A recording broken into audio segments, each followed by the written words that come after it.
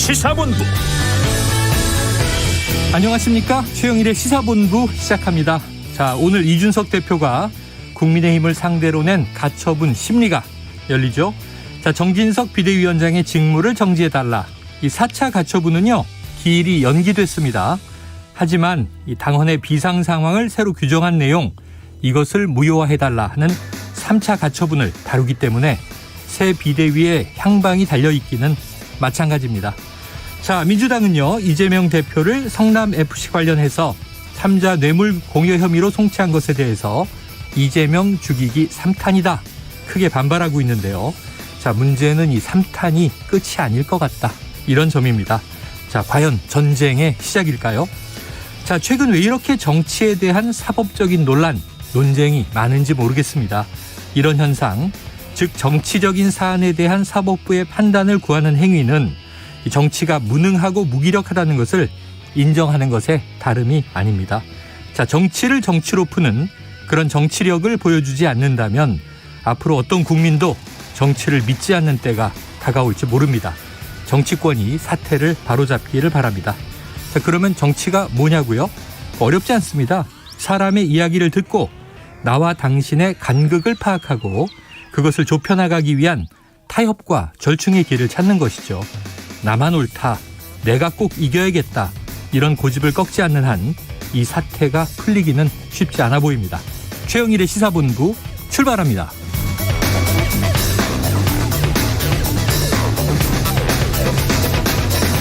네, 1부에서는요, 오늘의 핵심 뉴스를 한입에 정리해드리는 한입뉴스 기다리고 있고요.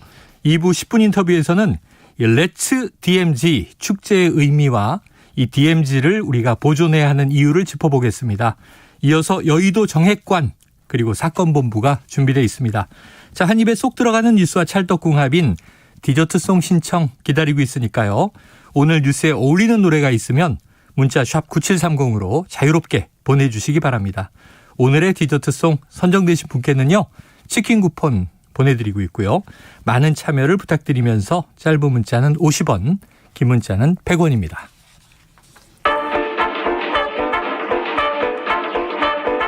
최영일의 시사본부 한입뉴스. 네, 한입뉴스 박정호 오마이뉴스 기자 그리고 오창석 시사평론가 함께하겠습니다. 두 분 어서 오세요. 안녕하십니까. 아유, 오늘 오평론가님 머리가 차분하네요. 네.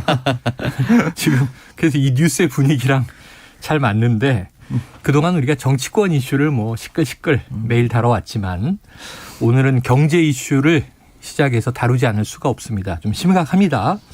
이 미국이 물가 충격을 받았죠. 네. 뭐 발표됐는데 8%대가 또 넘더라고요. 그렇습니다. 그렇게 자이언트 스텝, 빅 스텝을 했는데 아직 못 잡고 있습니다. 네. 그 결과 지금 뭐 미국과 한국 전 세계 증시에 큰 타격이 벌어지는 것 같은데 어떤 상황입니까? 네, 미국 소비자 물가 충격 때문에 우리 증시도 지금 큰 폭의 하락세를 보이고 있습니다. 네.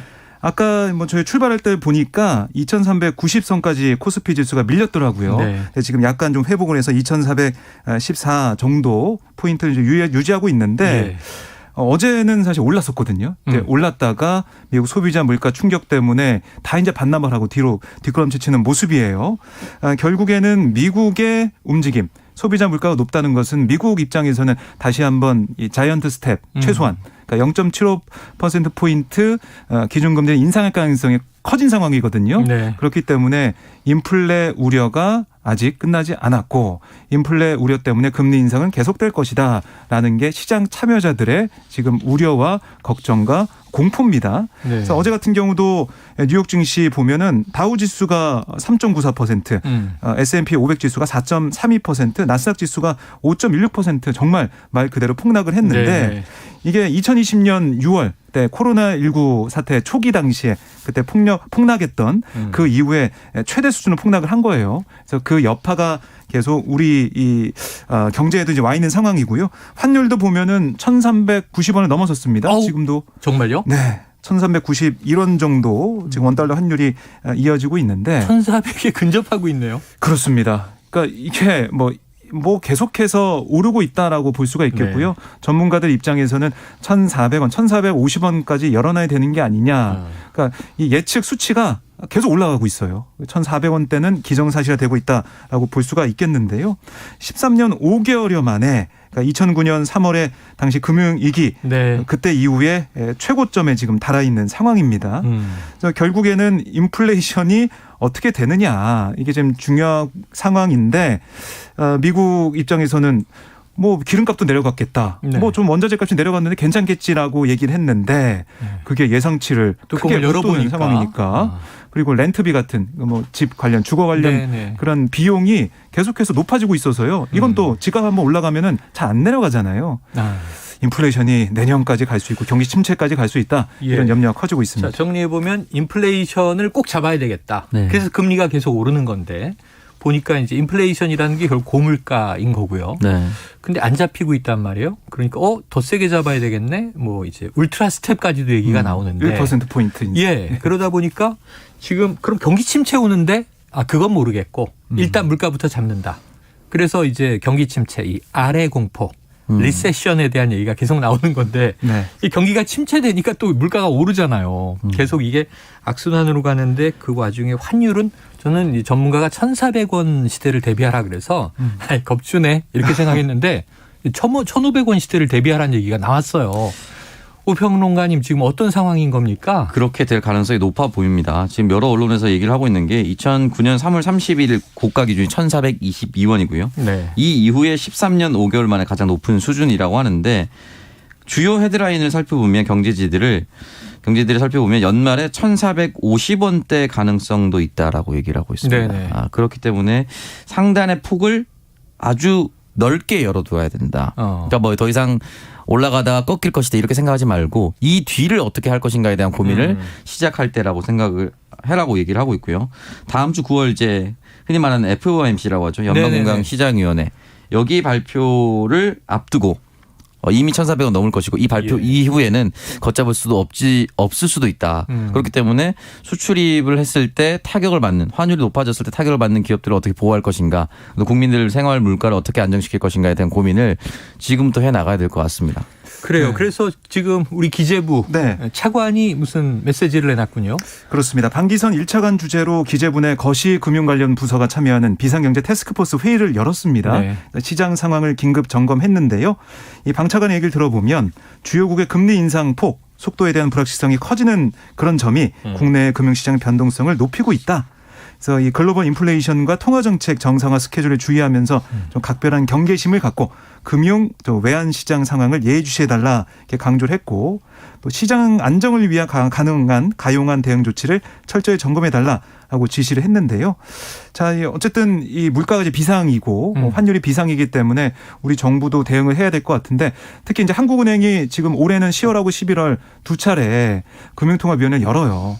거기서 얼마나 금리를 올릴 것이냐. 올린다는 거 뭐 기정사실화 돼 있는데 지금까지는 0.25%포인트 베이비 스텝으로 간다. 그게 이제 미국과 조금 차이가 벌어지더라도 갈 거다라고 하는 총재가 얘기했죠. 그런데 지금 이제 울트라 스텝까지 나오고 있는 상황이라서 우리 금리가 2.5% 그리고 지금 미국 연준이 상단이 2.5%인데 이게 0.75%만 올려도 0.75% 차이가 나버리는 거고 1%를 올리게 된다면 과연 한국은행이 베이비 스텝으로 갈 수가 있을 것이냐. 우리도 빅스텝 0.5%포인트로 갈 수밖에 없는 거 아니냐. 그럼 당장 그렇게 된다면 저희가 지난번에도 짚어드렸지만은 대출하신 분들 이른바 영끌하신 분들은 정말 힘들거든요. 이런 걸 어떻게 가계부채가 많은 상황에서 정부가 어떤 묘안을 짜낼 수 있을지 좀 봐야겠습니다. 그러니까 우리가 이 완만하게 올릴 수밖에 없는 이유는 기준금리를 확 올리면 뭐 시중에 대출금리가 또 더 많이 올라가니까 그런 이제 가계부채에 대한 충격을 좀 완화하기 위해서 조금씩 올리는데 미국이 훅훅 올리니까 이미 금리 역전은 기정사실이고 격차가 쭉쭉 벌어지는 거예요. 바로 밑에서 따라가는 것도 아니고 그럴 경우에도 또 예측하지 못한 문제가 터질 수 있고 이거 좀 여러 가지 불안정성이 커지네요. 지금 이제 박정호 기자가 말씀하신 방기선 차관이 오늘 아침부터 열심히 이제 돌아다니고 있는데 자동차 산업협회에서 이제 공급망 안전화 관련해서 네. 오늘 오전에 간담회를 또 가졌습니다. 네. 그렇다면 이제 여러 가지 공급망 안정화를 위해서 노력을 하겠다라고 했고 제목은 경제 안보를 위한 공급망 안정화 지원 기본 법안에 대해서 논의를 했다라는 것인데 이 부분에 대해서는 결국은 재정, 세제, 금융 지원 근거를 마련하겠고 안정화 기금도 준비하겠다라고 얘기했거든요.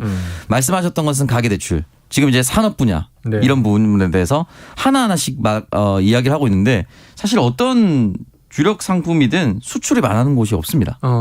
지금 자동차 산업협회 가서 얘기를 했지만 다른 협회도 다 만나야 되거든요. 반도체도 만나야 되고. 전체적으로 지금 총체적인 점검이 필요하고 지금 차관이 움직여서 될 내용인가. 그러니까 대통령과 총리가 모여서 전체적으로 국가적인 위기를 네. 돌파해야 되는 것이고 지금 포스코 상황이 어떻게 되는지는 모르겠는데 예. 괜찮다라고 얘기하는 왜냐하면 처음에 그 침수가 됐다고 했을 때는 조만간 가동된다. 네, 정상화 얘기 나왔고. 처음에는 안 좋게 공장 새로 지어야 될 수도 있다. 네, 그런 또 얘기도 있고요. 또 보도도 지나서 하루에 뭐 일당 125만 원씩 몇만 명을 투입해서 겨우 살려서 복구했다. 근데 또 일각에서는 임시적인 것이지 장기적으로 완전히 감독된다라고 보기 어렵다. 네네. 여러 가지 문제, 산업 문제들이 지금 터져나오고 있거든요. 그런 부분에 있어서 만약에 포항 제철이 멈췄을 경우에 대한민국 철강 산업이 또 어떻게 될 것인가. 이런 부분까지 총체적으로 좀 대통령과 총리가 나서서 주제를 해야 될 시기라고 봅니다. 자, 윤석열 대통령은 뭐 이미 일전에 이 민생 경제는 직접 챙기겠다 이렇게 이야기한 바 있습니다. 한번 지켜보도록 하고요. 자, 이런 와중에 지금 경제가 심각한데 국민의힘은 또 가처분 오늘 심리예요. 네. 그런데 보니까 이거 박 기자님 잘 설명해 주셔야 됩니다. 네. 1차는 이준석 대표의 주장대로 인용이 됐고 네. 그래서 주호영 비대위가 무력화됐던 거고 지금 2차 신청했는데 3차, 4차 신청까지 있어요. 그렇습니다. 오늘 뭐를 다루고 어떤 내용이 쟁점인 겁니까?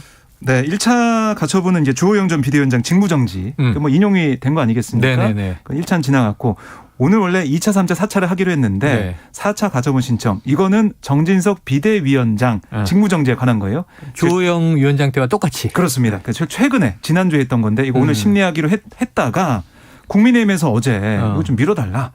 기일 변경 신청했어요. 대응할 시간이 없었다. 네, 그렇습니다. 서류도 어제 받았다 막 이렇게 얘기를 하면서 28일로 옮겨졌습니다. 예. 그래 남은 게 2차, 3차예요. 그 2차, 3차가 뭐냐?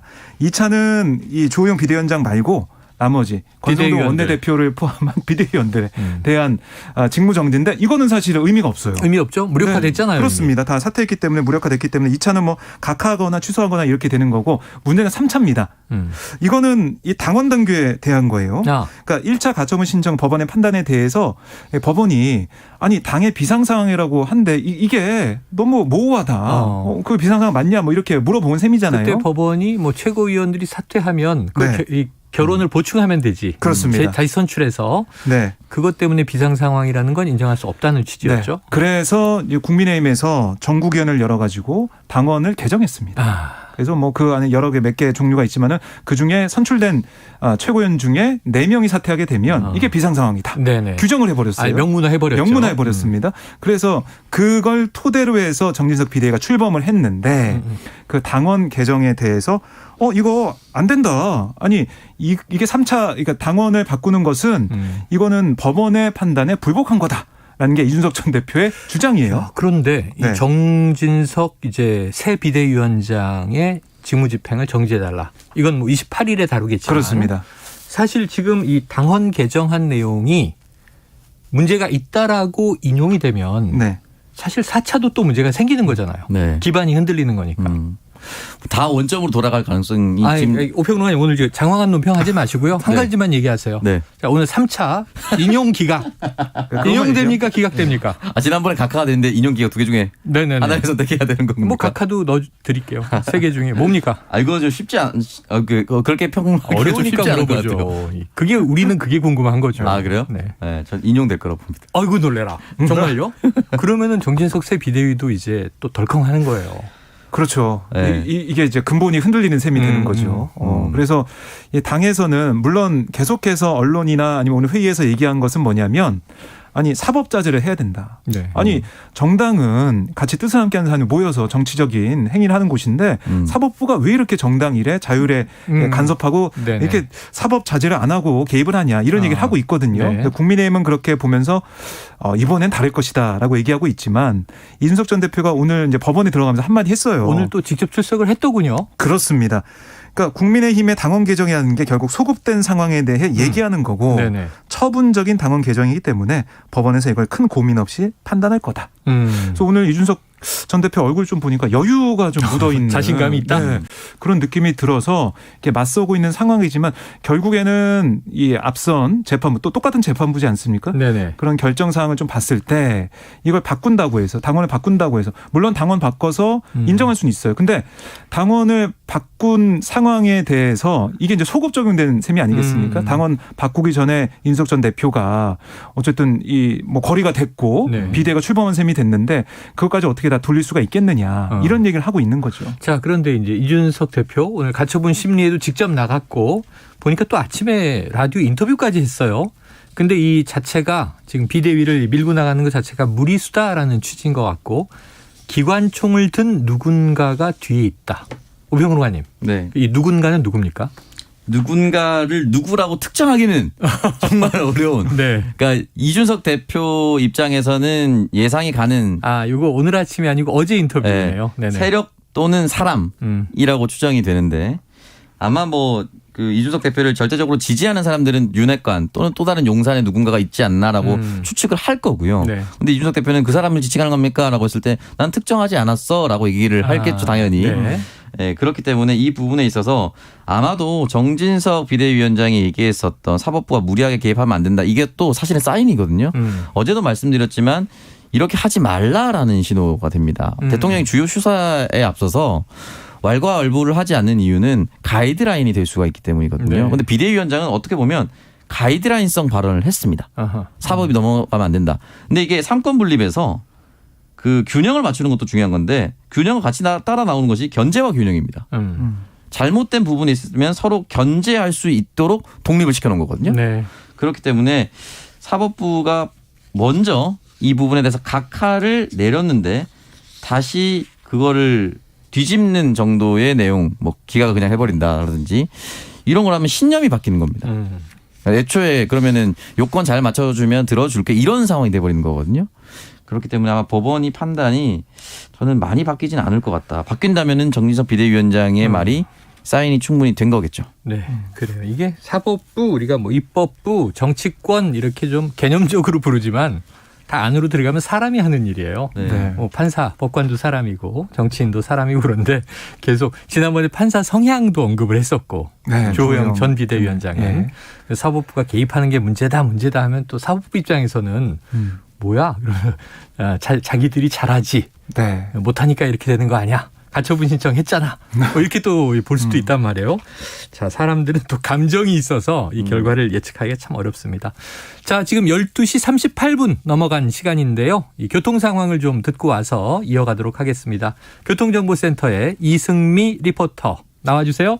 네, 이 시각 교통 상황입니다. 점심시간대가 되면서 통행량 때문에 밀리는 구간이나 작업 여파를 받는 구간 모두 짧아졌습니다. 경부고속도로 부산 방향인데요. 신갈분기점 5차로와 갓길에서 시설물 보수하고 있고요.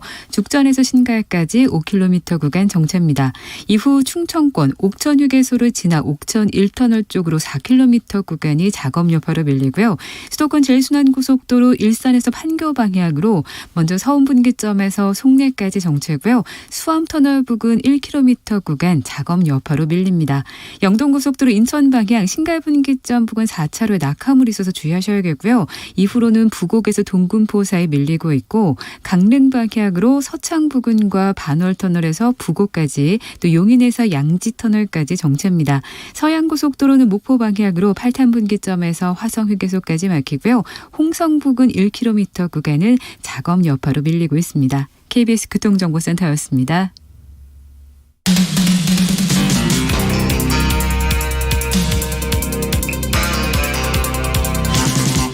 최영일의 시사본부.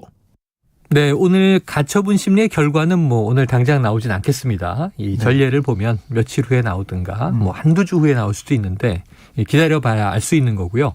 어쨌든 지금 이제 국민의힘은 정진석 비대위 체제를 추진하고 있는 거죠. 이미 이 전국위에서도 위원장은 그렇습니다. 승인을 했고 오늘 현충원 참배했고요. 예. 또 첫 회의도 열었습니다. 그럼 이 어제 우리가 언급한 비대위원들도 함께 간 겁니까? 그렇습니다. 네. 네, 함께해서 이제 정상적으로 지금 보면은 국민의힘 지도부가 작동한다라고 볼 수가 있겠는데 네. 뭐 앞서 언급해 드린 대로 오늘 뭐 3차 가처분 결과. 네. 그러니까 이게 이제 당원 개정안이 이제 무의로 돌아가면 그때부터 또 혼란이 시작되는 거거든요. 그렇죠. 그래서 아직까지는 정상이지만 법원의 판단을 봐야 된다. 합니다. 자, 그런데 정진석 비대위 뭐 오늘 첫 회의를 했는데 현충원도 네. 참배하고 회의에서 뭔가 이 의제, 쟁점, 이슈 내놨을 거 아니에요. 그러니까 이 여야가 좀 함께 뭘 하자라고 제안을 했습니다. 그러니까 지금까지 정치권의 뉴스를 전해드리면서 여야가 대립하는 모습만 좀 많이 보여드렸는데 이번에는 여야가 북한의 핵무력 법제화에 관한 공동 결의문을 채택하자 공식 제안을 했어요. 북한에서 나온 핵무력 법제화를 한 거죠. 그렇습니다. 근데 이게 지난 8일 그러니까 북한 최고인민회의에서 핵무력 법제화를 했잖아요. 네네. 그러니까 이게 제일 뭐 신경 쓰이는 우려되는 부분이 북한이 이제 우리 군의 선제 타격이나 선제 타격이 임박했다고 판단하는 경우 핵무기를 허용한다. 네네. 이런 내용이 들어가 있습니다. 그래서 여기에 대한 우려감이 커지고 있는데 이게 이 지난 11일 이재명 민주당 대표도 여기에 대해서 매우 충격적이고 우려스럽다라고 지적을 했거든요. 예. 그런 가운데 정진석 비대위원장이 공동 결의문 채택하자 이렇게 한 부분이라서 이 부분을 좀 매개로 해서 여야가 대화를 하고 민생 문제도 좀 머리를 맞대고 논의할 수 있지 않을까 좀 이런 기대감이 좀 들더라고요. 네네. 결국 이 여야가 좀 힘을 모을 수 있는 어떤 계기가 좀 필요한데 이게 좀 될 수 있을 것 같기도 하고 또 이 정진석 위원장은 여야 중진 협의체 뭐 이 얘기도 했는데 네네. 이게 이제 김진표 의장이 지난달 윤석열 대통령과의 회동에서 내놓은 제안 아니겠습니까? 예. 국민의힘은 적극적으로 참여하겠다 이런 얘기를 했어요. 야당과 함께 민생협치국회를 만들기를 기대한다라고 오늘 첫 일성을 냈기 때문에 좀 지켜봐야겠습니다. 그래요. 이때 지금 초재선 의원들이 여야에 모두 많은데 네. 왜 중진들이 모여서 이끌겠다는 거냐 하는 또 약간 반발도 있었습니다. 네. 자, 오평론가님 지금 그런데 국민의힘은요 원내대표가 없잖아요. 네. 권성동 원내대표가 사퇴한 상황인데 네. 그럼 새 원내대표 뭐 지금 19일에 선출하기 때문에 네네. 그 전까지는 권성동 원내대표가 업무를 봅니다. 새로 선출되면은 이제 물러나는 권한을 상황입니다. 이양하는 것이다. 그렇습니다. 자, 그럼 오평 누가 되나요? 누가 새 원내대표 누구죠? 아니, 쉬운 질문만 이렇게 하시네. 네네. 쉽지는 않은데요. 네. 16일 공고 절차를 거쳐서 19일 의원총회에서 치러지는데 그전까지 하마평에 오르는 사람들이 조금 많습니다. 네네. 네, 다 맞는데 김학용, 윤사경, 홍문표 요 후보군이 이제 4선. 김학용, 네. 윤상현, 홍문표.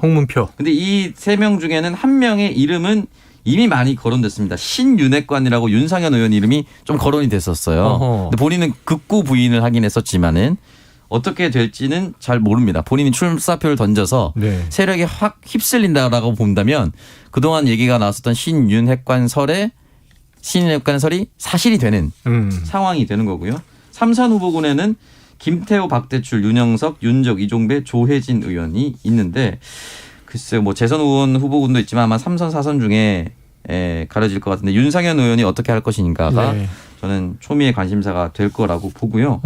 아까 잠깐 넘어갔지만 북한 관련해서 결의문을 채택하는 건 더 뭐 당연히 뭐 하고 해도 되겠지만 본질적인 해법을 어떻게 풀어나갈 것인가에 대한 얘기를 조금 정부에서 잘 내놔야 된다. 지금 왜냐면 북한에서 우리 정부가 얘기하고 있는 담대한 구상을 이름 바꿔서 담대한 망상이라고 조롱을 했습니다. 그러니까 북한이 요구하는 조건들은 하나도 들어가 있지 않고 우리 의견 하나도 안 들어가 있는 이명박식 해법이다.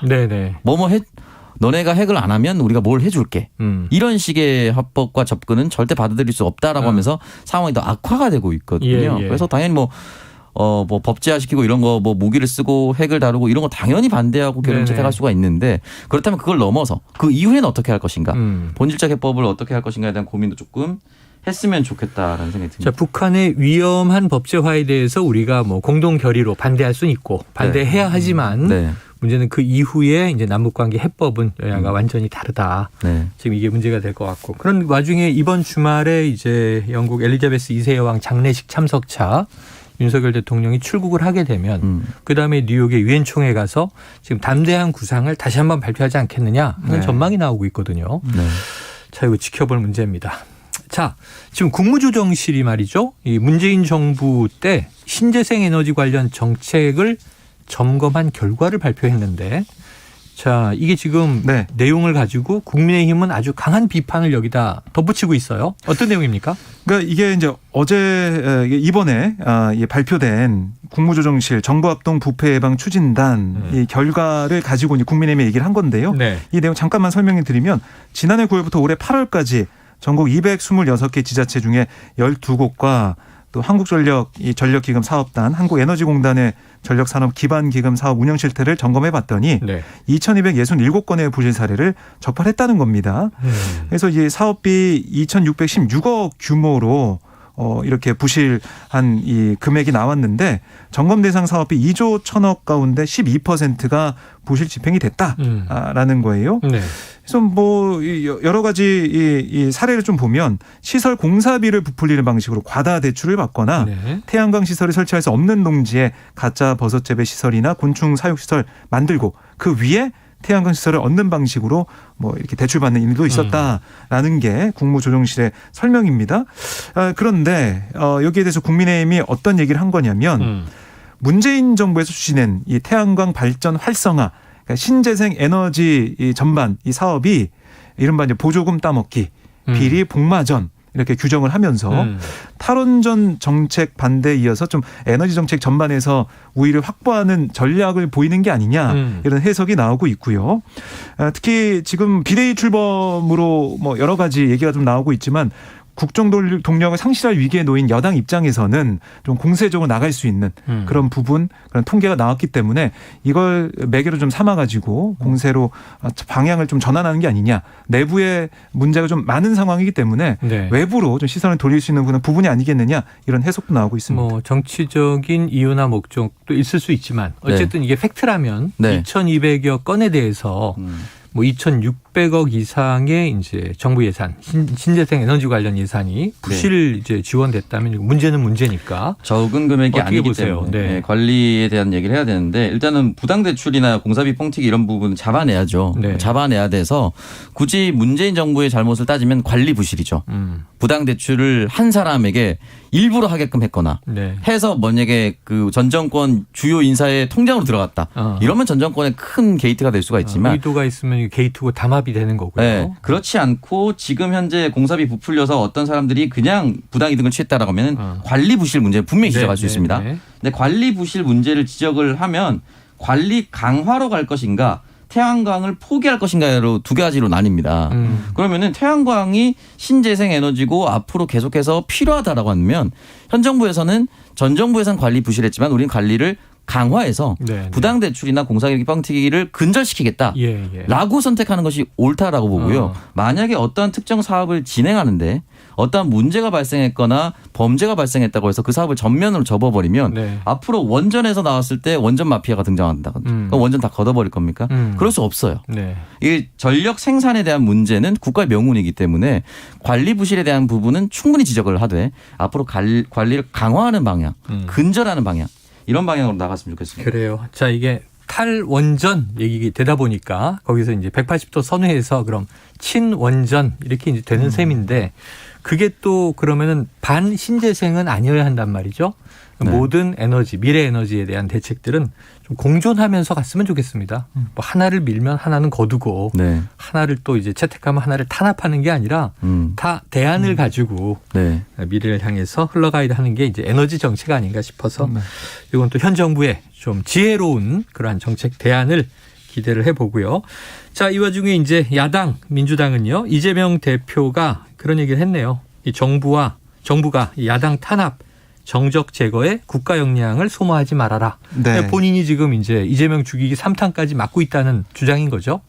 네, 그러니까 어제 이제 논평도 나왔고 오늘 이재명 대표가 최고위원 회의에서 공개 발언에 한 얘기예요. 모든 정치의 목적, 국민의 삶을 개선하는 건데 이 대리인으로서 충직하게 국민 삶을 개선하는데 집중하겠다. 이렇게 얘기하면서 뭐 네. 야당 탄압 정정 제거에 국가 역량 소모 말아야라고 이렇게 받아친 모습인데요. 그러면서 정부를 향해 국민의 삶을 개선하는데 민생 개선, 한반도 평화 정착, 대한민국 경제 산업 발전에 좀 더 노력해 주시길 당부한다. 이렇게도 얘기를 했습니다. 네. 그동안 뭐 이러면 이제 공직선거법 그 의혹, 위반 의혹 때문에 이제 기소되는 상황, 뭐 검찰에 출석하느냐 마느냐 여러 가지 얘기에 있어서 그동안 뭐 침묵을 좀 지켜온 모습이었는데 네. 오늘 최고위 공개 발언을 통해서 어떻게 보면은 정면 대응한 셈이 돼서 앞으로는 대응 기조가 바뀌는 게 아니냐 이런 관측도 좀 나오고 있고 정진상 전 성남시 정책실장이 네네. 이 대표실로 왔습니다. 아.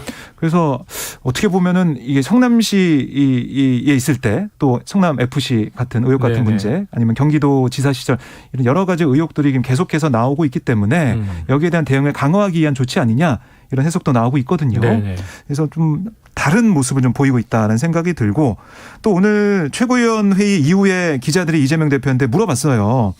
아니 경찰 수사 결과 어떻게 보냐. 성남 FC 후원금 의혹 사건 결과 뒤집혔는데 어떻게 생각하냐 이렇게 물어봤더니 경찰에 물어보세요. 왜 뒤집혔는지 뭐 이렇게 한마디도 했습니다.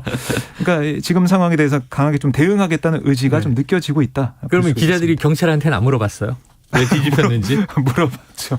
어제도 이제 물어보고 했는데 네. 경찰 입장에서는 새로운 진술, 뭐 압수수색을 통해서 새로운 자료도 확보됐을 것이다라고. 새로운 진술, 새로운 자료 등 새로운 정황이 포착돼서. 그렇습니다. 그래서 2차 수사 결과 이렇게 확보가 됐기 때문에 이렇게 처분한 거다 이렇게 얘기를 하고 있습니다. 자, 이제 혼란스러움이 있죠. 그러니까 이제 두산건설에 대해서 분당구 정자동에 있던 병원 부지를 상업 부지로 변경시켜 주면서 네. 15%의 이제 용적을 땅을 기부 취납받아야 되는데 이걸 10%로 10%. 깎아주고 50억 정도를 성남 FC의 광고비로 이제 지원하게 했다. 근데 이게 과연 후원금이냐 아니냐, 이게 유용됐느냐 아니냐 이런 쟁점들이 있는 거죠. 자, 일단 또 검찰로 넘어갔습니다. 검찰은 그럼 또 이재명 대표를 소환할 것인가? 뭐 박홍근 원내대표는 이거 생억지다. 그러니까 지금 민주당은 이거 야당 탄압이라는 거고요. 그리고 역으로 국민의힘은 오히려 이재명 대표가 삼중 방탄 갑옷을 입었다. 지금 이렇게 얘기를 하고 있는 거고요. 네. 참 이 전쟁은 어떻게 흘러갈지 답답합니다. 자, 여야가 이원석 검찰총장 후보자 인사청문회는 마쳤는데 결국 또 이 시한을 넘겼어요. 네. 경과보고서 채택은 불발됐고 윤석열 대통령이 순방 이후에 임명할 것인가. 임명을 강행할 것인가. 강행하겠죠, 우평론가님?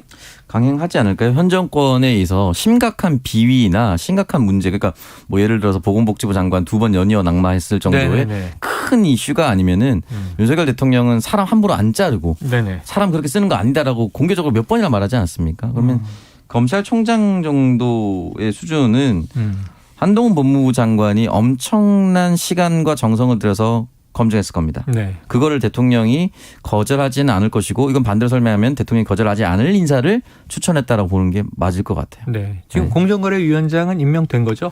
아닙니다. 아직 아닌가요? 예, 아마 오늘 그 보고서 재송부 요청할 것 같아요. 재송부 요청을 해서 네. 국회에서 오지 않으면 그때 그렇습니다. 이제 임명이 강행될 수 있죠. 네, 열흘 안에 시한을 정해서 아마 오늘 송부 요청을 할 것 같습니다. 그러면 공정거래위원장, 검찰총장 지금 후보자들의 임명은 이제 해외 순방 이후 정도가 될 가능성이 있네요. 네. 알겠습니다. 자, 오늘 한입뉴스 여기서 정리하죠. 박종호 기자 그리고 이제 누구시죠? 오창석입니다. 네, 오창석 평론가 오늘 수고하셨습니다. 고맙습니다. 임경미 작가가 여기 앉아 있어서 두 분 이름이 헷갈릴 때도 있어요. 자, 오늘 디저트송은요. 청취자 2320님의 신청곡입니다. 이 10cm의 사랑은 은하수 다방에서, 자, 사랑은 은하수 다방에서, 정치는 시사본부에서 이렇게 라임을 맞추셨다고 합니다. 답답한 시사뉴스 재미있게 전달해 주셔서 늘 고맙게 들으며 일하고 있습니다. 사랑스러운 노래 들으며 잠시 귀 힐링해요. 자, 노래 듣고요. 저는 2부로 돌아옵니다. 불타는 그 마음을 감출 수가 없다네. 그대 나에게 무슨 말이라도 해줘. 나는 지쳤네. 무지개를 띄워주리. 하루도 이틀도 사흘도 배견할 수가 없네. 못 살고 못 죽고 그대 없는 홍대 성수동 신촌이 돼. 걸어 다닐 수도 없지.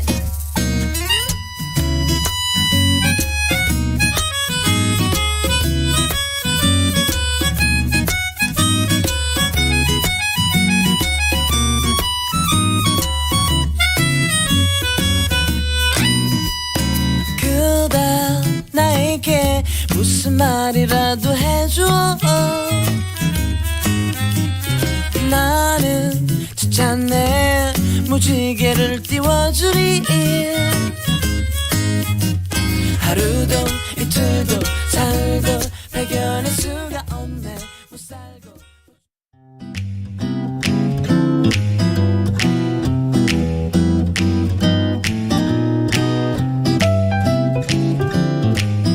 안녕하세요. 바른말 고운말입니다. 폭우가 내릴 때마다 이런 기사를 심심찮게 들을 수 있습니다. 반지하가 포함된 지하층은 비가 쏟아지면 물이 들이차 사고로 이어질 수 있으니 대비가 필요합니다. 이 기사에 물이 들이차다란 표현이 있었는데요. 이것은 적절한 표현일까요? 결론부터 말씀드리면 들이차다는 이 경우에 올바로 쓰인 것이 아닙니다. 들이차다는 마구 차다를 뜻하는 동사로 어떤 것을 세게 발로 힘껏 내지르는 것을 의미합니다. 예를 들면 그는 화가 나자 옆에 있던 휴지통을 냅다 들이찼다 이렇게 말하는 것이 자연스럽습니다. 들이차다는 몹시, 마구, 갑자기의 뜻을 더하는 접두사 들이와 동사 차다가 합해진 것이고 들이꽂다, 들이대다, 들이닥치다 같은 것이 있습니다. 앞서 말씀드린 기사 내용에서 들이차다 대신에 쓸 수 있는 표현으로는 들어차다입니다. 들어차다는 동사 들다와 차다가 합해진 것으로 많이 들어서 가득 차다라는 의미입니다. 욕조에 가득 들어찬 물이라든지 공연장에 사람들이 꽉 들어찼다 이렇게 쓸 수 있습니다. 들이차다와 들어차다는 글자의 모양이 비슷하지만 뜻은 전혀 다른 표현이니까요. 정확하게 구별해서 써야겠습니다. 바른말 고운말 아나운서 변희영이었습니다.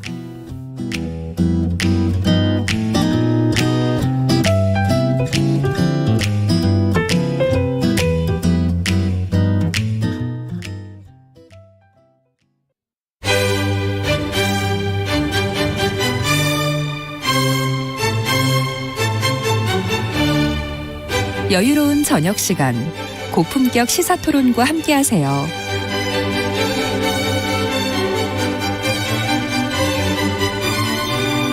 평일 저녁 7시 20분 KBS 열린 토론 정준희 교수와 함께합니다.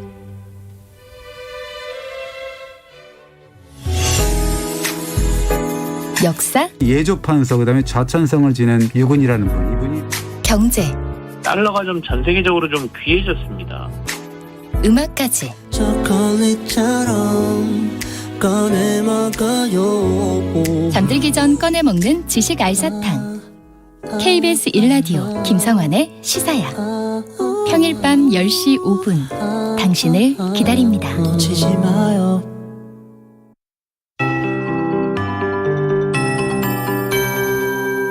KBS 58분 날씨.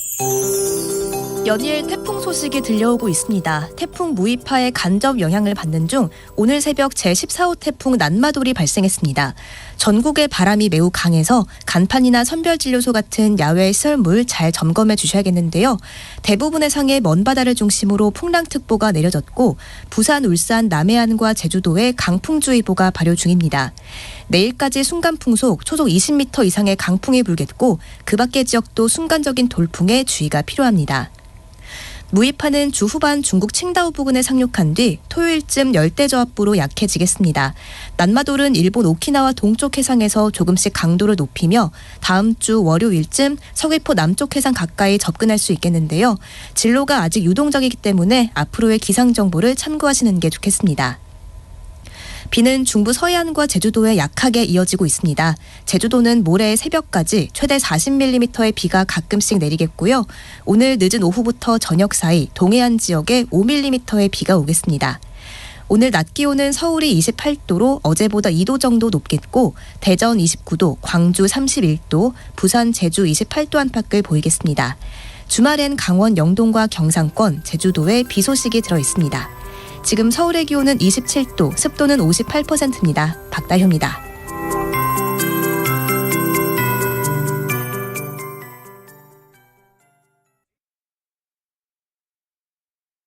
정성을 다하는 국민의 방송 KBS가 한시를 알려드립니다. AM 711kHz, FM 97.3MHz, KBS 1라디오입니다. HLKA.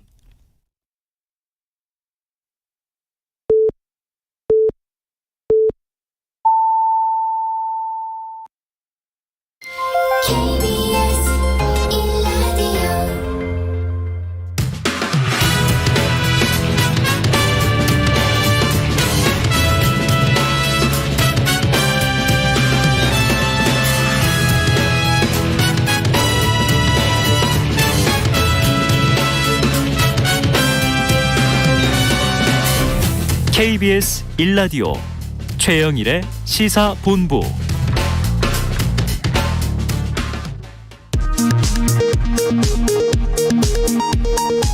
이 시각 라디오 정보센터 뉴스입니다.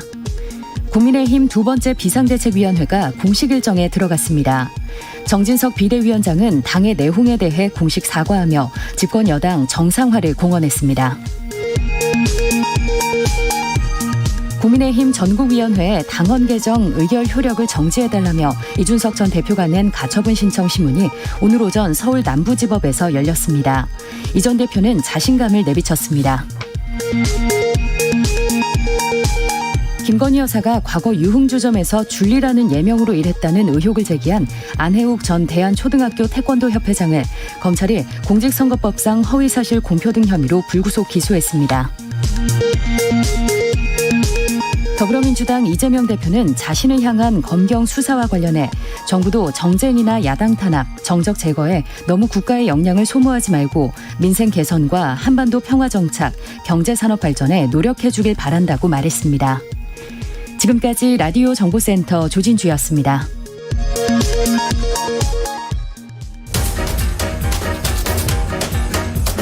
최영일의 시사본부 10분 인터뷰. 네, 화제 이슈를 콕 짚어보는 10분 인터뷰 시간인데요. 이 DMZ의 가치를 알리기 위한 축제, Let's DMZ. 자, 다음 주 개막식을 시작으로 포럼, 콘서트, 전시 등 다양한 행사로 찾아온다고 합니다. 자, 그래서 오늘은요, Let's DMZ 조직위원회 공동위원장을 맡고 계신 최재천 이화여대 석좌 교수와 함께 이 Let's DMZ의 전반적인 행사 내용, 그리고 우리가 DMZ를 보존해야 하는 이유까지 알아보도록 하겠습니다. 저 최 교수님 나와 계십니까? 네, 안녕하세요. 네, 안녕하세요. 네. 자, 이 올해로 4년째 진행되고 있는 이 Let's DMZ, 좀 어떤 행사인지 소개 부탁드립니다. 네, 이 Let's DMZ라는 표현이 조금 네. 영어로 얘기하면 조금 말이 안 되죠. 네. 네, Let's DMZ 이게 뭔가 저도 약간 당황스러운데 지금 DMZ를 마주하고 있는 접경 그 도는 강원도랑 경기도 둘이잖아요. 네. 다 뭐 오랫동안 DMZ 관련 그런 사업들을 쭉 하고 있는데요. 아마 경기도가 더 지금 적극적으로 한번 해보겠다. 그래서 아마 사람들을 막 이렇게 부추기나 봐요. 뭔가 해보자. 네. DMZ 내간에 뭐 여러 가지 행사들이 많이 계획되고 있습니다. 네. 자, DMZ 해보자, 해보기 뭐 이런 네. 느낌인데요. 이번 행사에는 어떻게 참여하시게 되신 건지 계기가 궁금합니다. 네, 뭐 사실 DMZ는 오랫동안 관심을 갖고 나름대로 참여하고 뭐 DMZ 포럼이라는 게 저 외국에서 만들어져서 오랫동안 또 진행이 됐거든요. 네. 그런 일들에 전부 한 20여 년 계속 참여하고 늘 관심을 갖고 있었어요. 근데 이번에 이제 또 경기도에서 아마 김동연 지사님이 뭔가 새롭게 또 이걸 꾸며보고 싶으신 모양인지 네. 네, 저한테 도움을 청하셔서 네, 다른 일이라면 제가 또 숨었을 텐데 DMZ는 워낙 오랫동안 제 마음속에 있던 일이라서 네, 기쁜 마음으로 참여하게 됐습니다. 아유, 교수님 다방면의 전문성이 있으셔서 아이고. 아마 이제 여러 행사 또 중요한 그러한 위원회 주로 소환 전문이십니다. 아이고. 예. 네.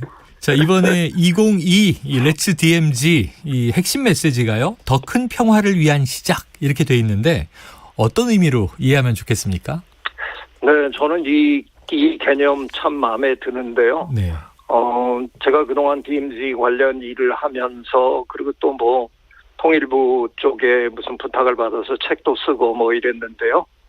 참 뜻밖의 저 일을 하나 배웠거든요. 네. 평화라는 이 개념이 그리고 평화라는 이 단어가 참 좋은 단어임에도 불구하고 북에서 별로 안 좋아한대요. 평화 그러면 뭐 무력 통일하려 그러냐. 우리는 네. 북한이 우리를 무력 통일할까봐 늘 교육받고 반공 그걸 했는데 북한은 또 북한대로 그런 아마 개념을 이렇게 얘기하나 봐요. 그래서 평화가 참 좋은 개념인데 이상하게 참 별로 좋지 않은 느낌으로 늘 다가온다는 거예요. 그 외국분인데 독일의 생태학도 하시고 언론인이시기도 한 저 캐롤라인 메어링이라는 분이 우리나라에 한번 오신 적이 있습니다. 네. 예전에. 그분이 오셔서 그 인터뷰한 내용을 제가 읽으면서 무릎을 쳤는데 독일의 통일은 어느 날 그냥 꿈처럼 다가왔다라는 거예요. 우리 다 알잖아요. 베를린 장벽. 장벽이 무너지면서 그냥 얼렁뚱땅 통일이 된 거 아니에요. 그분 얘기도 통일이 이렇게 정치적으로 된다는 것보다는 환경, 음악, 예술, 스포츠 이런 그분의 표현이 소프트한 것들, 말랑말랑한 것들을 하다 보니까 어느 날 우리 곁에 그냥 통일이 다가와 있더라 이렇게 얘기를 하더라고요. 네. 그게 독일의 통일은 소독하고 동독하고 오랫동안 소통하면서 어느 날 통일이 된 거잖아요. 네. 우리는 남북이 이런 소통이 참 부족한 세월을 보내온 거잖아요. 네. 해보려고 애는 썼지만. 그래서 이 더 큰 평화라는 건 그냥 평화 이렇게 그냥 무작정 들이대는 게 아니라 스포츠, 문화 이런 것들을 가지고 좀 더 부드럽게 더 큰 의미에서 평화를 한번 이룩해보자. 그런 의미입니다. 네. 참 좋은 개념이라고 저는 생각합니다. 평화를 여러 가지 좀 문화, 예술 이러한 부분으로 이제 말랑말랑하게 다가간다 이렇게 표현해 주셨어요. 네. 재미있을 것 같습니다. 자, 그런데 아까 잠깐 언급해 주셨지만 이 DMZ는 최 교수님 마음속에 오랫동안 자리 잡고 있었다. 자, 이 국립생태원 초대 원장을 지내실 때 DMZ 연구를 시작하신 것으로 들었습니다. 직접 연구해 보신 바 DMZ는 어떤 것으로 좀 체감되셨습니까? 처음 시작한 건 아마 아닐 거예요. 네. 이제 제 입장에서는 제가 직접 연구라는 걸 해본 게 이제 그때였고요. 그 전에 이제 우리 저 연구진들이 우리나라의 연구진들이 끊임없이 DMZ에 관련해서 많은 데이터들을 이렇게 축적해 놨죠. 근데 문제는 우리가 그 속으로 들어가기 힘든 거잖아요. 네네. 인접 지역에서 주로 조사를 하고 그걸 가지고 그 안에도 상당한 생물 다양성이 있을 거다. 이런 것들을 우리가 가늠해 볼 수 있는 수준밖에 안 됐는데 제가 저 국립생태원장 시절에 참 재밌는 저 연구가 그래도 이렇게 시작될 수 있었어요. 네. 군 당국하고 얘기가 잘 돼가지고 저희가 그 DMZ 안에 카메라를 여러 개를 설치할 수 있게 됐습니다. 네네. 그 카메라에 담긴 데이터를 저희들은 사실은 동물들을 담으려고 네. 카메라를 설치하는 거지만 군에서는 어쩌다가 그 카메라에 이제 안보에 중요한 데이터가 담길 수도 있으니까 아하. 그래서 이게 협조가 잘 돼가지고요. 저희들이 굉장히 여러 곳에 저 카메라를 장치하고 뜻밖의 상당히 많은 동물 자료가 거기에 담겼습니다. 그래서 참 고마웠어요. 군은 군대로 고마웠는지는 모르지만, 네, 그래서 연구를 시작한 거고요.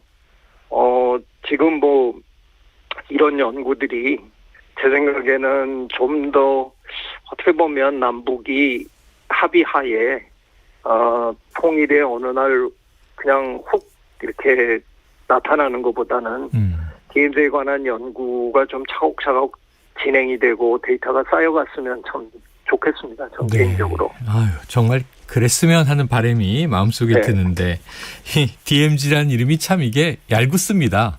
그러니까 비무장지대의 약자잖아요. 네. 그런데 역사적으로 이게 또 오래 의도치 않게 보존되다 보니까 이 생태 보고가 됐다고 하는데 이 DMZ를 잘 또 보존해야 하는 가장 큰 이유 뭐라고 보세요? 뭐 일단은 누구나 다 알고 계시는 것처럼 온대지방에 이 정도의 그 면적의 생태계가 인간의 개입 없이 지금 이제 내년이면 70년인데요. 네네. 70년을 보존된 이런 곳이 없거든요. 그래서 작년에 돌아가신 이제 저 하버드 대학 지도 교수님, 에드워드 윌슨 교수님은 하여간 이 DMZ에 대해서 궁금한 게 너무너무 많으셨어요. 뭐 제가 찾아뵈면 잘 있었냐 이렇게 저한테 인사를 하는 게 아니라 그냥 문 열면 How is DMZ 이렇게 물어요. DMZ는 잘 있느냐 이렇게 물으시니까 그분 얘기가 한번 상상해봐라. 그 안에 뭐가 있는지 언젠가 우리가 들어가서 조사할 날을 한번 생각해봐라. 신나지 않냐 늘 그렇게 얘기하시는데요. 정말 굉장한 생물 다양성이 그 안에 담겨 있는 거고요. 저는 이 중요성이 그 생물 다양성 그 자체만 중요한 게 아니라 세계 그 정치, 세계 관계 이런 차원에서 저는 굉장히 중요하다고 생각해요. 제가 국립생태원장 시절에 그 세계 생물 다양성 협약에 어쩌다가 제가 의장으로 추대를 받았는데요. 그때 제가 뭐 이게 장난스럽게 제가 얘기를 하는 건데 제가 매국 행위를 좀 했습니다. 나라를 팔아먹는 행위를 좀 했는데 그때 이제 행사에서 제가 뭐라 그랬냐면 DMZ는 더 이상 한국 땅이 아니다라고 선언해 버렸어요. DMZ를 언젠가 우리나라가 통일이 됐을 때 통일 한국이 DMZ를 제대로 살려내지 못하면 저는 대한민국은 전 세계에 얼굴을 들 수 없게 됐다고 이미 생각합니다. 한번 상상해 보시라고 제가 한 얘기가 탄자니아의 세렝게티 국립공원을 어느 날 탄자니아 정부가 아파트 단지로 개발하겠다라고 발표를 했다고 칩시다. 다른 나라들 전 세계 어떻게 반응할까? 니네 나라 일이니까 니네가 알아서 해라. 제 생각에 절대 그럴 게 아니거든요. 아마 전 세계인이 다 들고 일어날 거예요. 거기가 어떤 곳인데 아무리 니네 나라지만 그럴 수는 없다. 뭐 모금 운동하고 뭐 난리 날 거 아니에요. 저는 DMZ가 거의 그 수준에 이르렀다고 생각해요.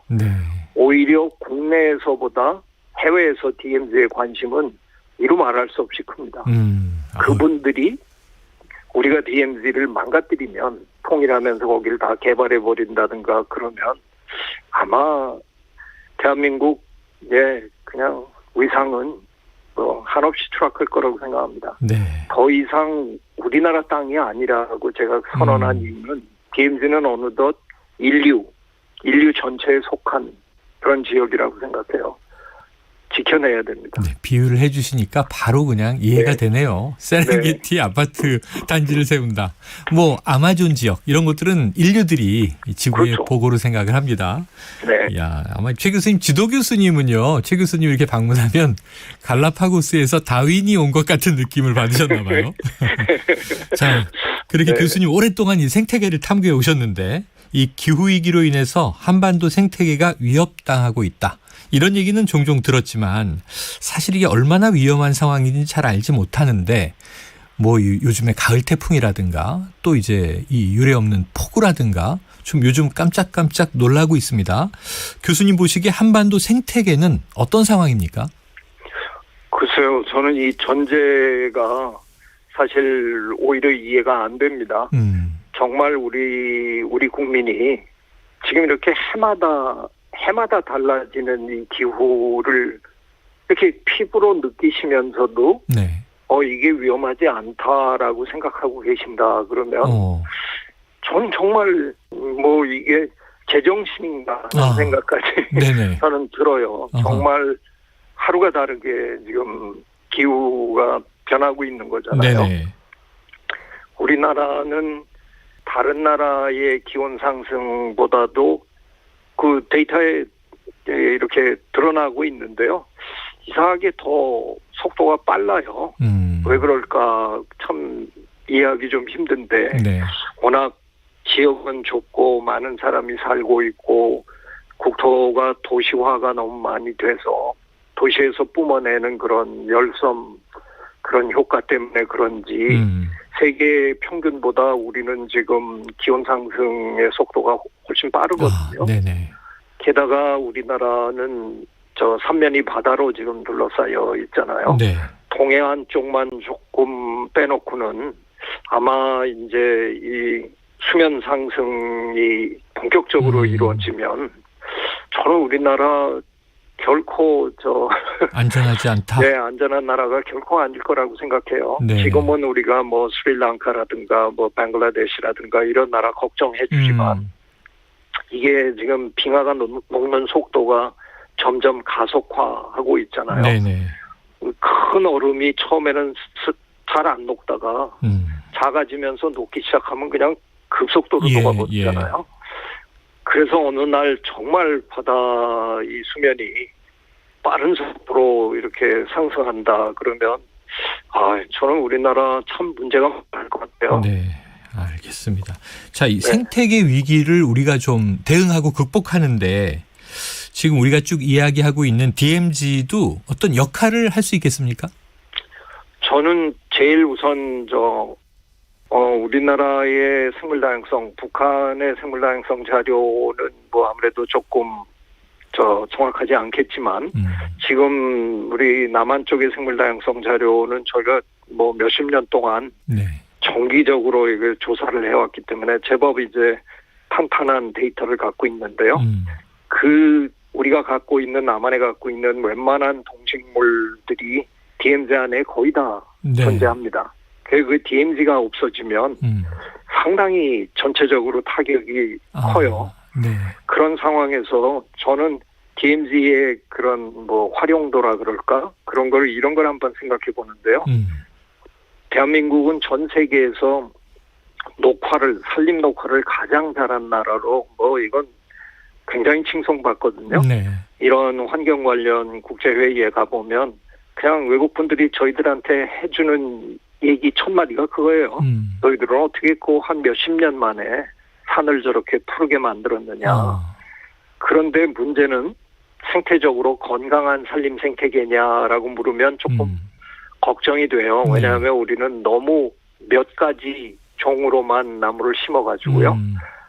생물 다양성 차원에서 보면 나무의 종 다양성이 높지 않아서 우리나라 산림 생태계는 겉모습은 좋은데 실제로는 그렇게 아주 건강한 그런 숲 생태계가 아니에요.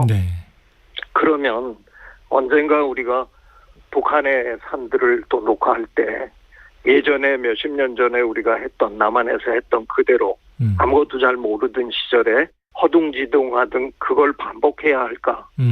남의 나라에서 묘목을 사다가 심으면 그걸 또 곤충들도 다 따라오고 바이러스도 따라오고 그럴 텐데 그게 아니라 DMZ에서 길러서 DMZ에 있는 나무들을 북한에 이렇게 옮겨 심을 수 있으면 그건 우리 나무잖아요. 참 좋을 것 같다는 생각이 들어요. 그래서 앞으로 할 수만 있다 그러면 DMZ를 남북이 합의하에 거대한 양묘장으로 활용하면서 언젠가 북한의 산림 녹화를 도울 수 있는 많은 분들이 알고 계신데요. 북한의 김정은 위원장도 그 나무 심기에는 각별한 관심이 있다고 그러더라고요. 그러니까 그거를 남북이 뭔가 함께 할 수 있는 일, 아까 제가 말씀드린 대로 동일합시다. 이러고 마주 앉아서 얘기하면 안 된다는 거잖아요. 그런데 예를 들면 나무 심기를 가지고 시작을 한다든가 우리가 몇 번 시도를 했는데 잘 안 됐잖아요. 그런데 그런 것들을 조금 더 체계적으로 남북이 함께 공유하는 공간인 DMZ에서 잘 길러서 그걸 심을 수 있는 이런 것들을 우리가 좀 체계적으로 한번 앞으로 만들어가면 좋겠다 하는 생각합니다. 알겠습니다. 야, 지금 네. 얘기를 들어보니까 그렇게 어렵지도 않은 것 같은데 DMZ를 통해서 우리 생태를 복원하면서 네. 앞으로 이게 무궁무진한 자원의 보고로 쓸 수 있겠다는 희망적인 생각이 막 스물스물 교수님의 말씀을 들으면서 떠오르는데요. 네. 자, 이 렛츠 DMZ 9월 24일 개막하고 10월까지 다양한 행사가 진행된다고 하는데 교수님 좀 많은 역할 해주시고요. 네. 그리고 지금 오늘 주신 메시지 같은 또 구체적인 내용들을 그때 들을 수 있지 않을까 기대를 해보겠습니다. 끝으로 우리 방송 듣고 있는 청취자분들이 좀 즐길 수 있는 행사 있으면 소개해 주시죠.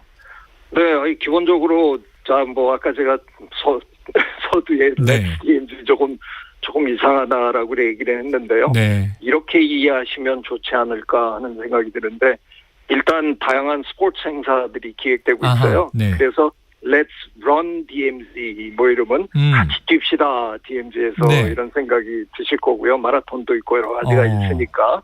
그리고 또 Let's Enjoy DMZ 하면 여러 가지 음악을 포함한 다양한 예술 행사들이 또 기획되어 있거든요. 네. 오셔서 즐기시면 되겠다 하는 거고요. 예. Let's DMZ 사이에 우리가 단어를 하나씩 이렇게 끼워 넣으면 이해가 되실 것 같아요. 알겠습니다. 이게 좋은 발상이시네요.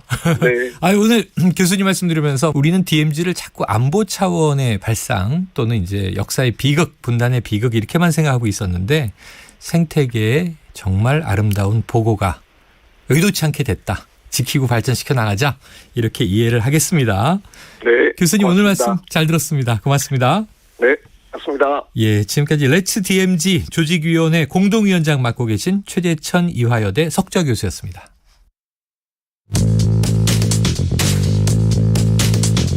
최영일의 시사본부는 여러분과 함께합니다.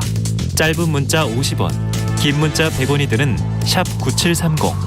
라디오 어플 콩과 유튜브는 무료로 참여하실 수 있습니다.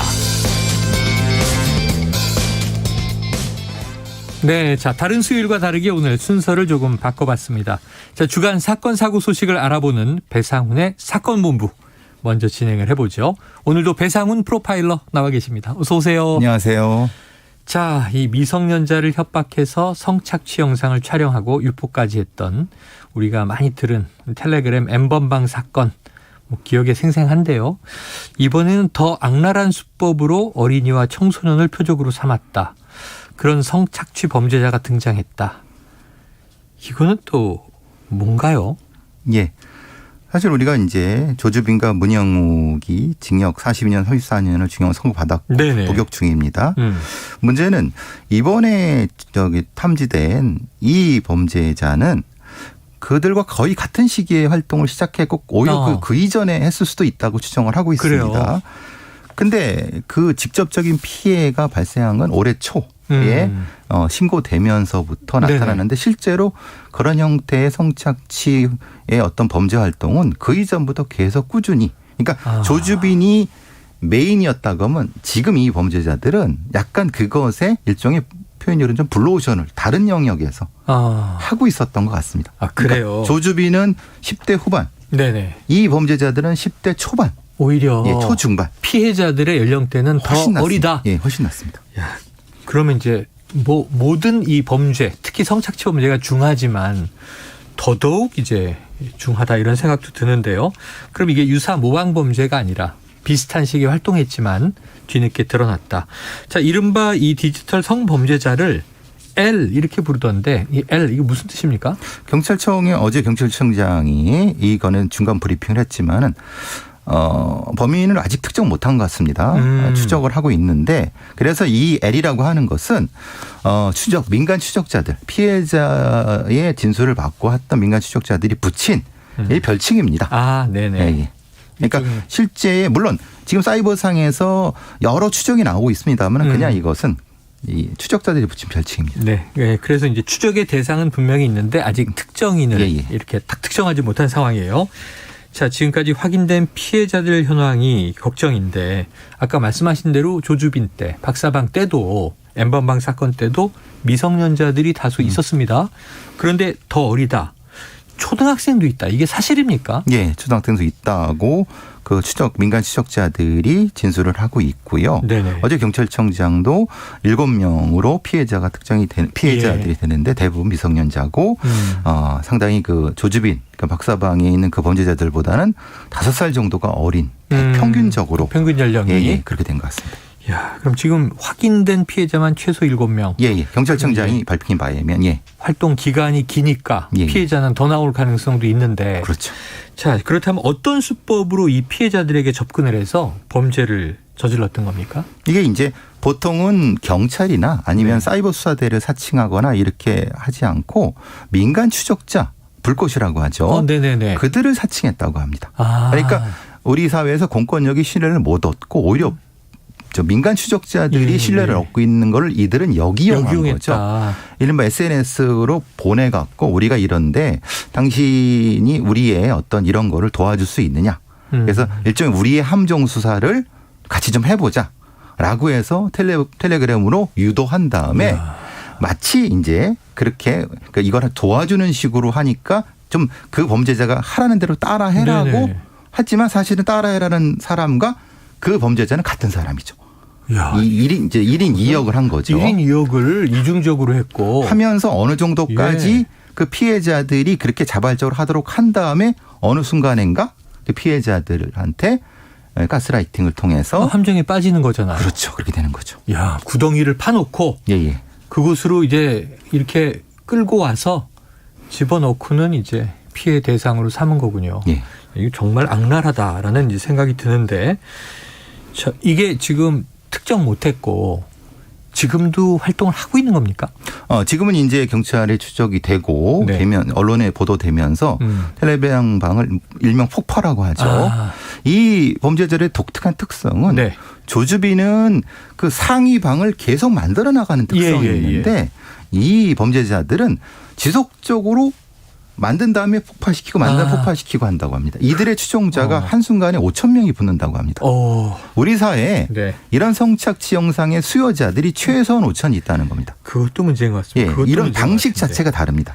자, 그럼 이 조력자인 척 접근을 해서 그럼 이제 어린이 청소년들이 불꽃이 뭐야? 그랬을 때 검색하면 이런 일을 하는 착한 사람들 또 하고 정말인 줄 알고 이제 도와주다가 그럼 구체적으로는 어떻게 불법 영상을 만든 거예요?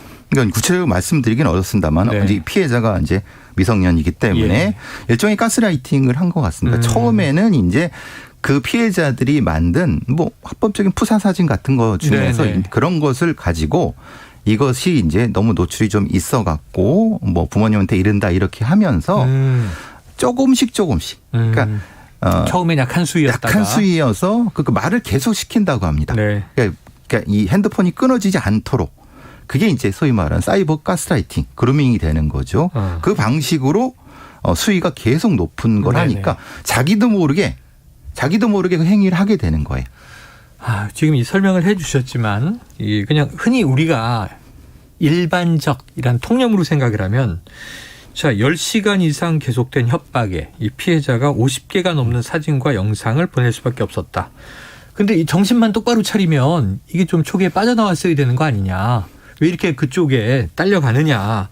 어떻게 50개가 넘는 성착취 영상을 스스로 찍어서 보내느냐. 이렇게 생각할 수 있는데 심리적으로 보면 전혀 그렇지가 않다면서요. 왜냐하면 일단 시각적으로 이 내가 보는 이 화면에 고정될 수밖에 없습니다. 그렇게 계속 만듭니다. 다른 쪽으로 핸드폰을 끄거나 앱을 삭제하면 다른 방식으로 계속 접근해서 접촉하지 않으면은 부모님한테 이르겠다, 학교에 전화하겠다 이런 협박을 하니까 계속 유지를 하게 되는 일종의 터널 비전이 생긴다는 거죠. 순간적으로 공포에 휩싸이게 되는 거군요. 그렇죠. 자, 조주빈이 받은 이 40년이 넘는 형 가볍지가 않습니다. 이 형량이 모자라서 그런 건지 도대체 왜 이런 사건이 반복되는 건지 우리가 어떤 대목을 좀 놓치고 있다고 보세요? 보통 크라임 애프터라고 하는데 큰 사건이 벌어지면은 그것이 다 정리된다고 보통 언론에 보면 생각합니다. 그런데 보통 이런 특별한 범죄가 생기면 그것을 그대로 모방하거나 그것을 진화시키는 범죄자들이 존재합니다.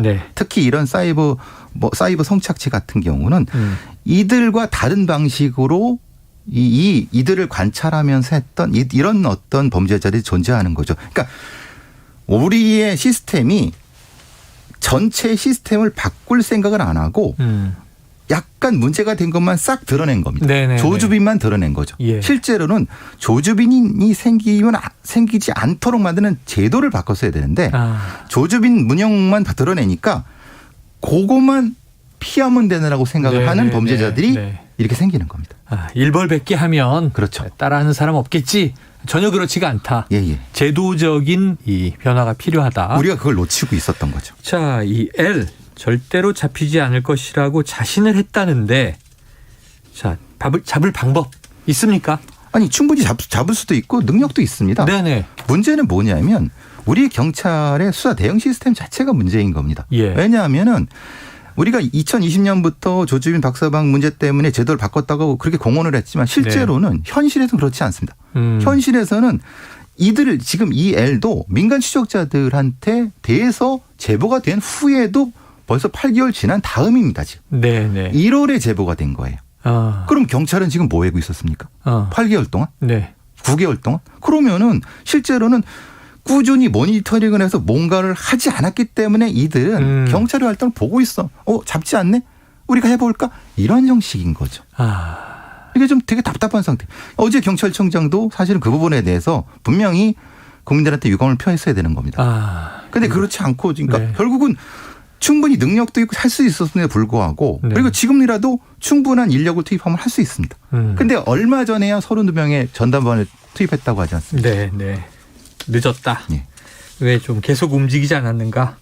자, 지금 이제 이 조주빈하고요, 문형국 이 체포되고 이제 신상 공개가 됐을 때 제가 좀 놀랬던 것은 의외로 평범해 보인다는 거였어요. 젊고 어리죠. 네, 왜 저랬지 하는 건데 교수님이 좀 분석해 보시기에 이 L이라고 하는 범죄자 좀 이게 10대일 것이다 이런 추측도 나와서 어떻게 보십니까? 저는 이들이 10대 중반에서 뭐 많아야 17 정도라고 봅니다. 왜냐하면은 그들이 쓰는 말이라든가 언어의 연결성이라든가 하는 방식 자체가 딱 그것을 벗어나지 않습니다. 그래요? 보통 저희들은 범죄학에서는 이들을 초포식자라고 부르는데 겁도 없고 시스템을 이용을 하고 사이버 공간에 능하고 문제는 근데 그들 자체가 경제적 이득이 아니라 성착취 자체에 매몰되는 특성을 가지고 있습니다. 그래서 이 특성을 보게 되면은 대략적인 나이를 추정해서 절대 20살은 넘지 않을 것 같다는 생각이 듭니다. 그런데 경찰이 어제 브리핑을 할 때 일부 공범 추적에 진척이 있다 이런 이제 언급을 해서 그렇다면 이게 좀 조직범죄로 전환될 가능성, 개입됐을 가능성은 어떻게 보세요? 그들을 이용할 수 있죠. 다른 어떤 사이버에 관련된 성인 범죄자들이 성인 어떤 불법 도박방이나 이런 범죄자들이 이들을 이용해서 왜냐하면 이들의 아주 독특한 특징이 L의 독특한 특징이 이 성착취물을 화폐로 이용한다는 거예요. 화폐를 이용해서 거래를 한다는 거예요. 돈이 아니라 거래를 한다는 거죠. 그 자체이기 때문에 다른 일종의 사이버 범죄 조직들이 이들을 가장하거나 이들을 통해서 무엇인가 이득을 얻을 가능성이 높다. 그래서 이들을 잡아야 되면은 같이 넘어올 수 있다는 생각을 해봅니다. 자, 끝으로 이거 한번 꼭 여쭤볼게요. 아까 결국은 수요자가 있기 때문에 이런 일이 벌어진다. 이 배경적인 차원인데 일부 성착취 영상의 경우에 조회수가 4만 건이 넘게 나왔다. 보는 사람이 있다는 거잖아요. 경찰이 시청자도 수사 중이다. 영상을 본 사람 어떤 처벌 받습니까? 1년 이하의 징역으로 받습니다. 법상으로 규정돼 있습니다. 근데 수사를 안 할 뿐이고 이들이 한번 텔레비전에 뜨면은 5천이 붙는다고 합니다. 그러니까요. 이들 5천을 잡지 않으면은 그러니까 즉 수요자를 잡지 않으면 이런 범죄는 절대 해결할 수 없습니다.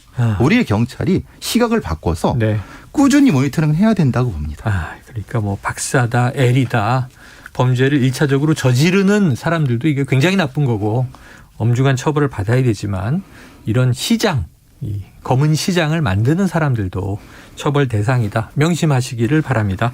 자, 오늘 배상훈 프로파일러와 함께 사건본부 함께했습니다. 말씀 고맙습니다. 감사합니다.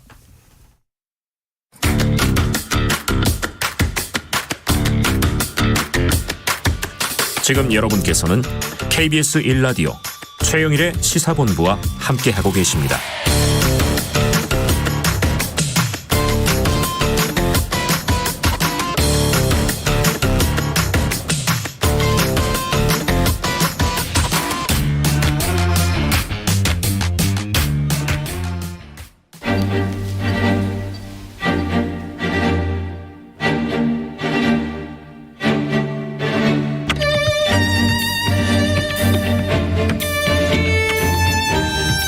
네, 정치권의 핵심 관계자들이 있다면 시사본부에는 여의도 정치의 핵심을 꿰뚫는 여의도 정핵관이 있습니다. 자, 박지원 전 김대중 대통령 비서실장 나와 계십니다. 어서 오세요. 네, 안녕하세요. 예, 그리고 오늘 또 진행을 돕기 위해서 헬마우스 임경민 작가도 오셨습니다. 어서 오십시오. 안녕하십니까. 반갑습니다. 사고 괜찮아요?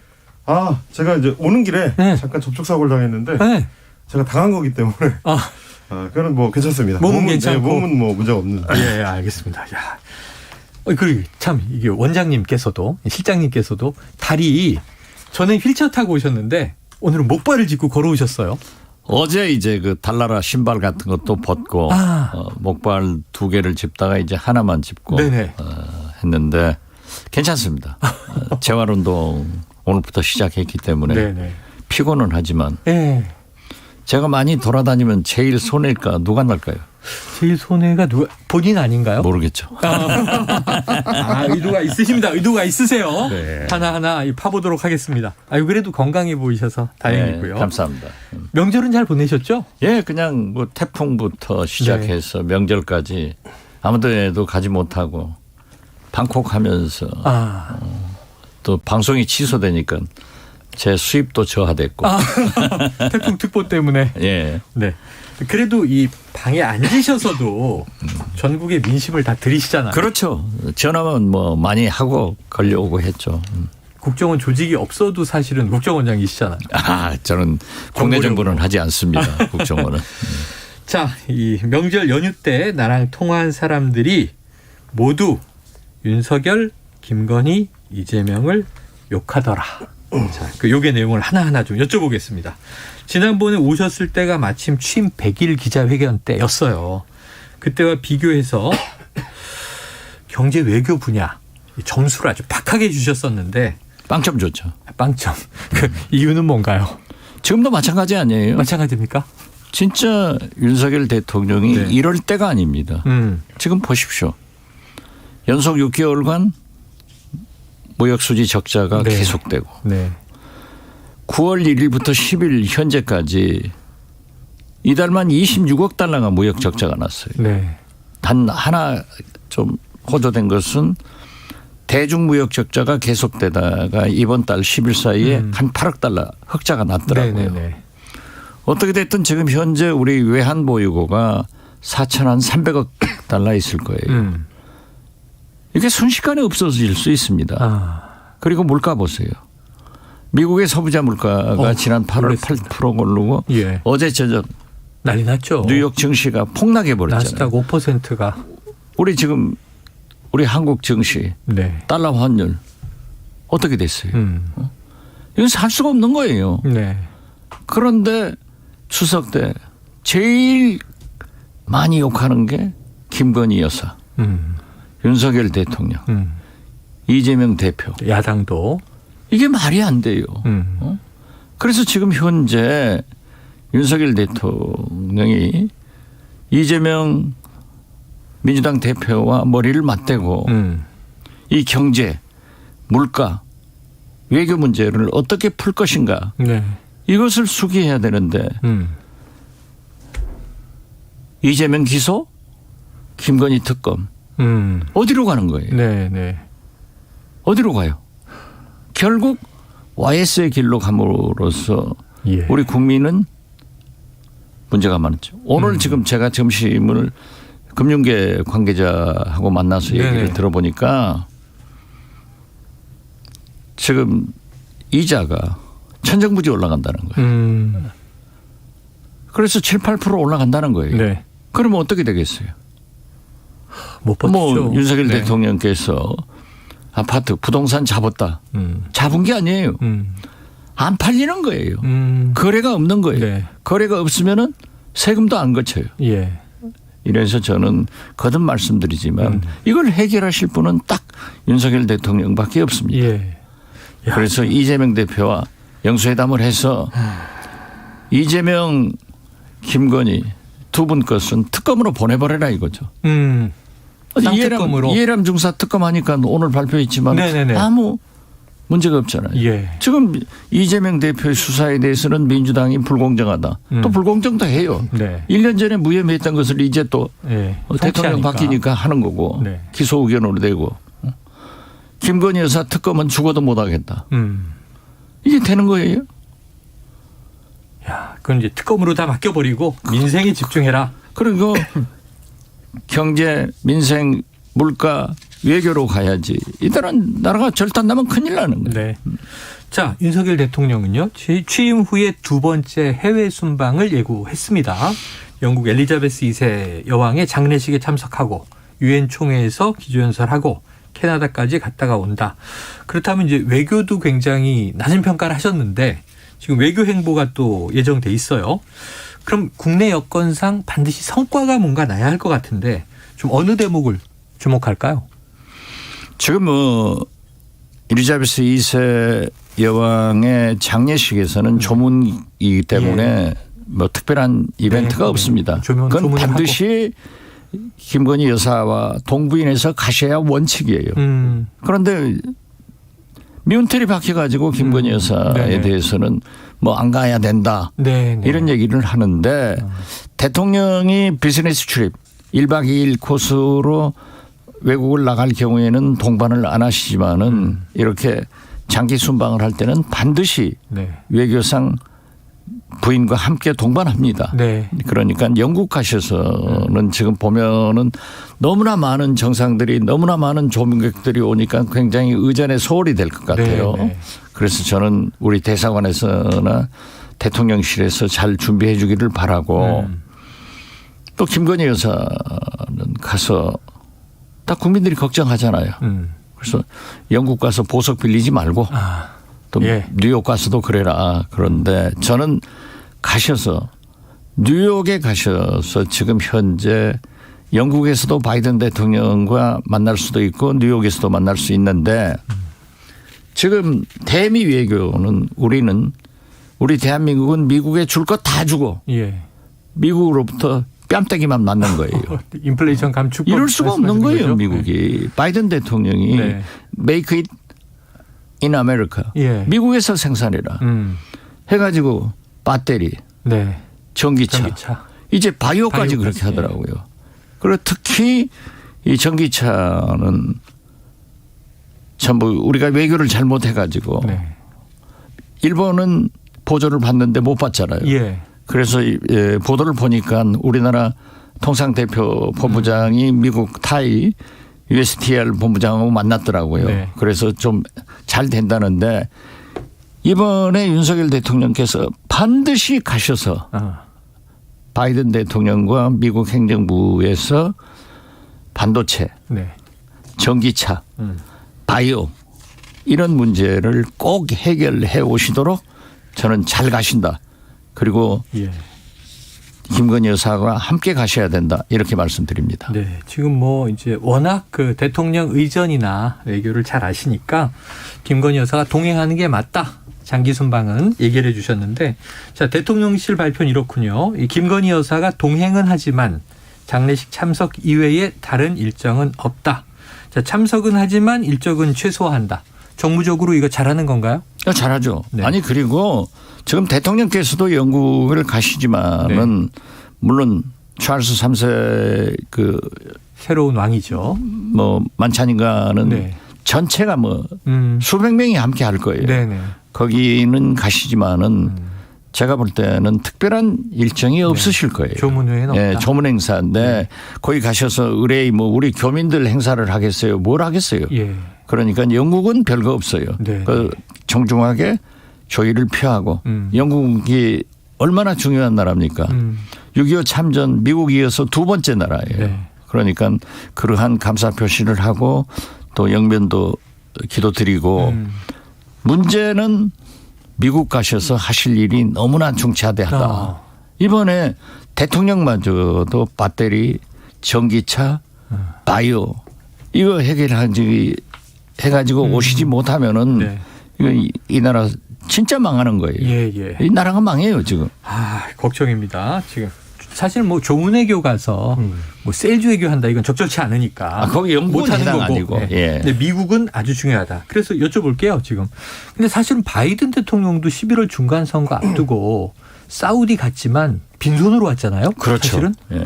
거기서도 얻어맞은 셈이 됐다. 예, 그렇죠. 라는 표현도 가능한데 자 하이라이트가 지금 20일 예정된 유엔 총회 기조연설입니다. 취임 이후 첫 기조연설이고요.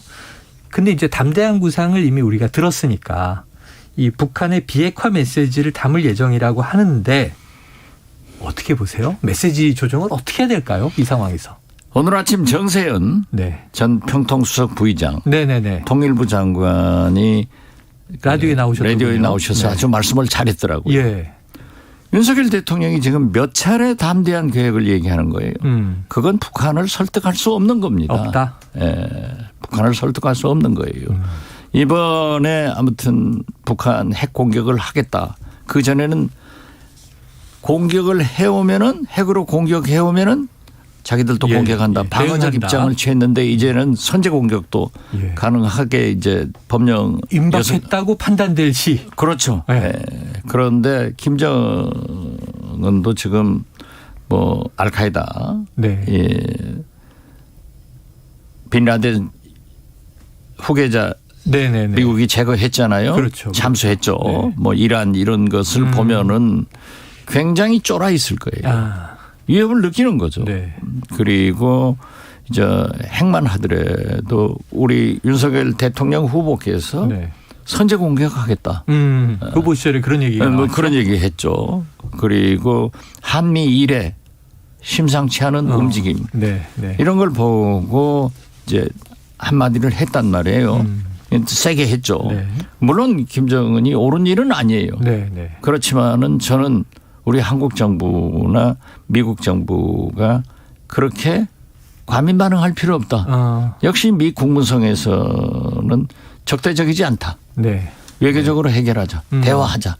이런 얘기를 했잖아요. 그런데 문제는 유엔에 가셔서 윤석열 대통령이 담대한 그 담대한 의미는 저는 아무것도 없다고 생각해요. 그래서 그 정세현 장관이 얘기한 대로 저도 평상시에 얘기합니다마는 미국이 중국과 러시아와 외교를 잘해서 지금 러시아 우크라이나 전쟁 중입니다마는 그래도 거기는 또 상층부는 외교가 살아 있어요.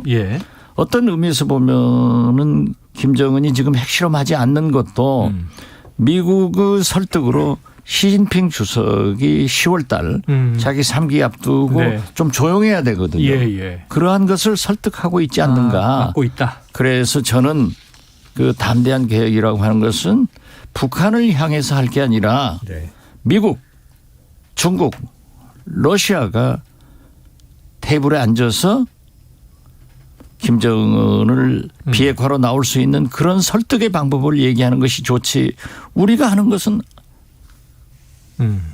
아무 의미가 없어요. 담대해봐야 얼마나 담대할 거예요. 우리가 담대하게 줄 수 있는 카드가 별로 없다는 말씀이신 거죠? 김정은 그거 원하지도 않아요.